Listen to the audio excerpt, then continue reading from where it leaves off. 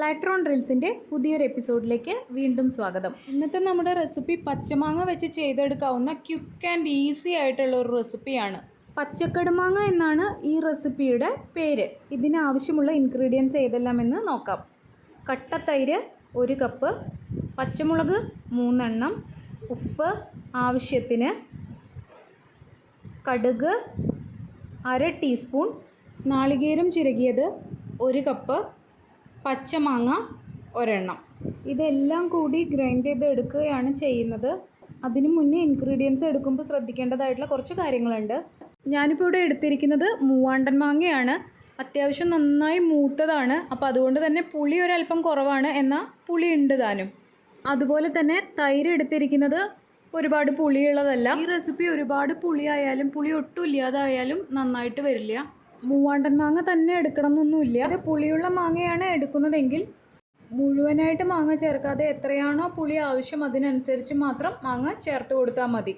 അതുപോലെ ഈ റെസിപ്പിയിൽ നമ്മൾ വെള്ളം ചേർക്കുന്നില്ല. തൈര് വെച്ചിട്ടാണ് ഇതിൻ്റെ കൺസിസ്റ്റൻസി ബാലൻസ് ചെയ്യുന്നത്.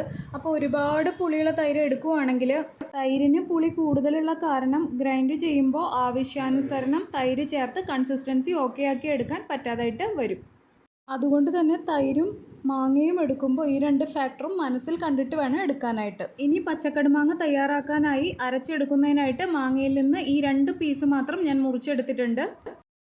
ഇതിനി ചെറിയ കഷ്ണങ്ങളാക്കി ബാക്കിയുള്ള ഇൻഗ്രീഡിയൻസിൻ്റെ കൂടെ ചേർത്ത് അരച്ചെടുക്കാം. മാങ്ങ തോലോട് കൂടി തന്നെയാണ് ഈ റെസിപ്പിയിൽ ഉപയോഗിക്കുന്നത്. അതുകൊണ്ട് തന്നെ തോല് കയ്പുള്ള മാങ്ങയൊന്നും എടുക്കാതിരിക്കാനായിട്ട് ശ്രദ്ധിക്കണം.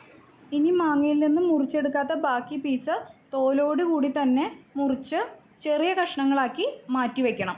ഇത്രയും ആയി കഴിഞ്ഞാൽ നേരത്തെ പറഞ്ഞ പോലെ നമുക്ക് ഈ ഇൻഗ്രീഡിയൻസ് എല്ലാം മിക്സിയുടെ ജാറിലേക്ക് ഇട്ട് ഒന്ന് അരച്ചെടുക്കാം. നേരത്തെ പറഞ്ഞതുപോലെ ഈ റെസിപ്പിയിൽ ഒട്ടും വെള്ളം ചേർക്കാതെ തൈര് വെച്ചാണ് റെസിപ്പിയുടെ കൺസിസ്റ്റൻസി ബാലൻസ് ചെയ്ത് എടുക്കുന്നത്. പിന്നെ തൈര് ചേർത്ത് കൊടുക്കുന്ന സമയത്ത് എടുത്തു വെച്ചിരിക്കുന്ന തൈര് മൊത്തത്തിൽ ചേർത്ത് കൊടുക്കാതെ ആദ്യം എടുത്തു വെച്ചിരിക്കുന്ന തൈരിൻ്റെ പകുതി ചേർത്ത് ഒന്ന് ഗ്രൈൻഡ് ചെയ്തതിന് ശേഷം ആവശ്യാനുസരണം കുറേശ്ശെയായി ചേർത്ത് കൊടുക്കുകയാണെങ്കിൽ തൈരിൻ്റെ അളവ് കൂടാതെ ക്രമീകരിക്കാനും നല്ലതായിരിക്കും.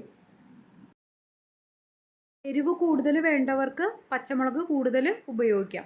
ഞാൻ എടുത്തിരിക്കുന്ന മുളകിൻ്റെ അളവ് വെച്ചിട്ട് മീഡിയം ലെവലിലാണ് സ്പൈസ് ലെവൽ നിൽക്കുന്നത്. ഇപ്പോൾ ദാ പച്ചക്കടുമാങ്ങ നല്ല ഫൈൻ പേസ്റ്റ് പോലെ അരച്ചു കൊണ്ടുവന്നിട്ടുണ്ട്. ഇതിൻ്റെ കൺസിസ്റ്റൻസി ഇതുപോലെ ആയിരിക്കണം. ഇനി നമുക്ക് ഇതിലേക്ക് കട്ട് ചെയ്ത് വെച്ചിരിക്കുന്ന മാങ്ങ പീസ് കൂടി ചേർത്ത് കൊടുക്കാം. ഇത് ഓപ്ഷണലാണ്. എല്ലാവർക്കും മാങ്ങ കടിക്കാൻ ഇഷ്ടമാവണമെന്നില്ല. എനിക്കിപ്പോൾ ഞാൻ പറഞ്ഞില്ലേ മൂവാണ്ടൻ മാങ്ങയാണ് എടുത്തിരിക്കുന്നത്. അത്യാവശ്യം മൂത്തതാണ്. അപ്പോൾ ഇതിലിട്ട് കൊടുത്താൽ കടിക്കുമ്പോൾ ഒരു മധുരവും പുളിപ്പും കലർന്നാണ് വരിക. അപ്പോൾ കടിക്കാനായിട്ട് നല്ല ടേസ്റ്റ് ഉണ്ടാവും. അതല്ല മാങ്ങ പീസ് കടിക്കുന്നത് ഇഷ്ടമില്ലാത്തവർക്ക് അത് ഒഴിവാക്കി കൊടുക്കുകയും ചെയ്യാം. ഇത്രയേ ചെയ്യാനുള്ളൂ. വളരെ ഈസി ആൻഡ് സിമ്പിൾ ആയിട്ടുള്ള ഒരു റെസിപ്പിയാണ്. ഒത്തൻറ്റിക് ആയിട്ടുള്ള ഒരു റെസിപ്പിയാണ് പച്ചക്കടുമാങ്ങ. ഇൻഗ്രീഡിയൻസ് എല്ലാം ഡിസ്ക്രിപ്ഷനിൽ കൊടുത്തിട്ടുണ്ട്. ചോറിനും ദോശയ്ക്കും ഒക്കെ ഒപ്പം സെർവ് ചെയ്യാൻ പറ്റുന്ന നല്ലൊരു ഡിഷാണിത്. അപ്പോൾ വീണ്ടും മറ്റൊരു റെസിപ്പിയുമായി കാണുന്നത് വരെ ഞാൻ ബിനു സൈനിങ് ഓഫ്.